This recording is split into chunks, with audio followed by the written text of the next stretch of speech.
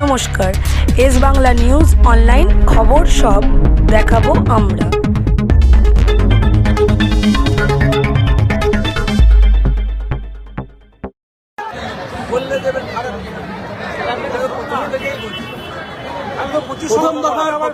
প্রথম দফার 21 তারিখ, দ্বিতীয় দফা 27 তারিখ পর্যন্ত ট্রাইব্যুনাল ছাড় করতে দিলে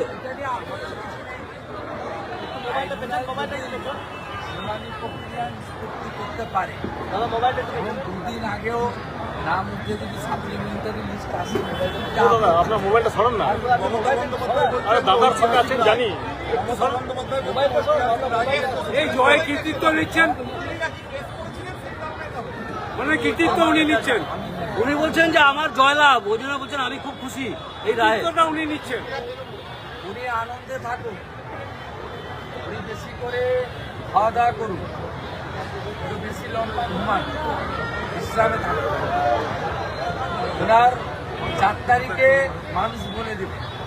এইসব করে মূল জায়গা থেকে ইস্যুগুলো ঘোরাচ্ছে। উনি সব মিটিংয়ে বলছেন 2 কোটি চাকরি দিচ্ছে, তালিকা দিন। সব মিটিংয়ে বলছেন 200% কাজ করছে। সব মিটিংয়ে বলছে গোটা ভারতের থেকে আমার জিডিপি বেশি। সব মিটিংয়ে বলছেন এত শিল্প এনেছি, শিল্প রাখার জায়গা নেই।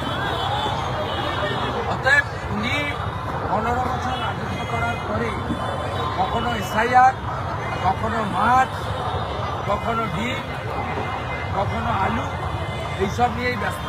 বলছি আজকে এনআইএ মোথাবাড়ি কাণ্ড নিয়ে সন্দেহ প্রকাশ করেছে ওই মোফাজ্জলের ভূমিকা নিয়ে, এবং কোর্টের বাইরে জাতীয় পতাকা নিয়ে বিক্ষোভ দেখিয়েছে আইনজীবীরা। কি বলবেন? ভিডিওতে দেখা গেছে মোফাজ্জল থেকে সাবিনা ইয়াসমিন এরা কিভাবে 3 জন মহিলা জাত সহ 9 জন আটকে রেখেছে। সবটা সবার দৃশ্যমান আপনারাই দেখিয়েছেন। তাই এনআইএ তথ্য প্রমাণের ভিত্তিতে কাজ করবে, এটা নিয়ে আমাদের হস্তক্ষেপ কিছু নেই, মন্তব্য করবে। হোটেলে যারা বসে আছে তাদেরকে সব থেকে বড় অনুপ্রবেশকারী বলা হচ্ছে। বিজেপি নেতাদের মেলে তাড়ানোর কথা বলা হচ্ছে। তৃণমূল কিনতে চায় সবাইকে, তৃণমূল কিনতে চায়।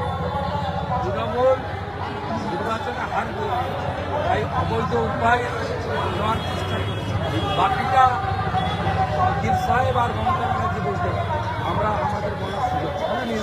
দাদা, বিজেপি নেতারা যারা হোটেলে আছে তাদেরকে বলছেন মুখ্যমন্ত্রী যে অনুপ্রবেশকারী, তাদেরকে মেরে তাড়ান, এই কথা আজকে বলেছেন। উনি বরাবরই ভারতবর্ষে বিভিন্ন রাজ্যের লোকেদেরকে বাহারি বলেন, আর বাংলাদেশ থেকে আসা অবৈধ মুসলমানদের রোহিঙ্গাদের জামাই বলেন।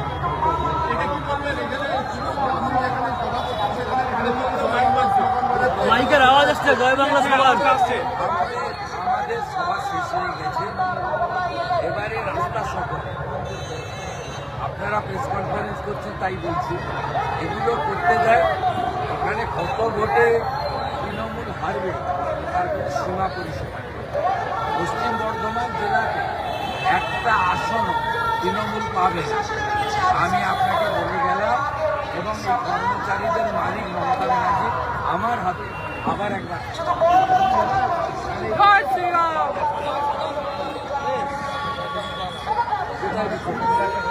কোথায় তাহলে কি হয়েছে? এখানে আমাদের মিটিংয়ে কেউ আপনারা তুলতে তাল করলে খবর জেনারেট করতে চাইলে করতে পারে, তো আমাদের সভা শেষ হয়ে গেছে, রাস্তাটা সকলে সব ফলই প্রচার করতে পারে। এটা নিয়ে বিশেষ ভাবার কিছু নেই। তৃণমূলকে আমরা কাউন্ট করছি। আপনি এত স্পোর্টিংলি বলেন, এটাই কি মানে ইউএসপি আপনাদের? এত স্পোর্টিংলি এগুলোকে নিচ্ছেন? নেব তো। এরা একেবারে জনবিচ্ছিন্ন। মমতা ব্যানার্জি কালকে বেনাচিতে আসবেন, আপনারা চলে যাবেন, চেয়ার থাকবে, মঞ্চ থাকবে, এলইডি থাকবে, পুলিশ থাকবে, দমকলের গাড়ি থাকবে, জনগণ থাকবে।